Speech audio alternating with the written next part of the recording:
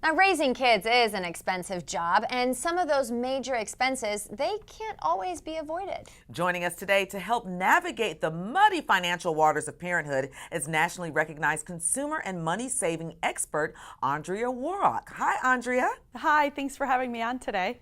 So what are the most common financial strains on parents of teenagers? Well, it's those big unavoidable expenses that pop up during the teen years, and in an effort to create a perfect life for their kids, parents are often faced with a lot of financial burden. So it's important to speak to your teens about your budget and set real expectations.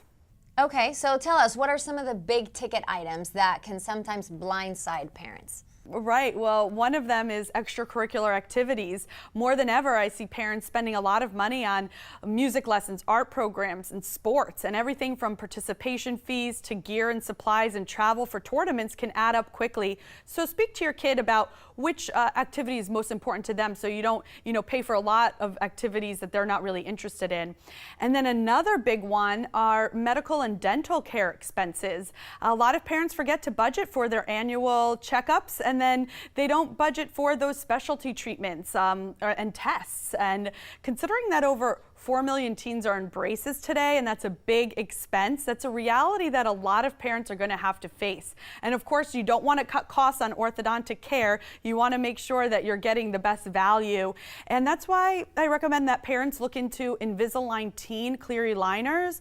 They are the only ones that are specifically designed for teens to straighten teeth, and you really get what you pay for. Plus, teens love them because they can remove them, they don't have food restrictions, and they don't have a mouth full of metal. The key is to find an orthodontist who is specifically trained to work with Invisalign treatments and then compare costs.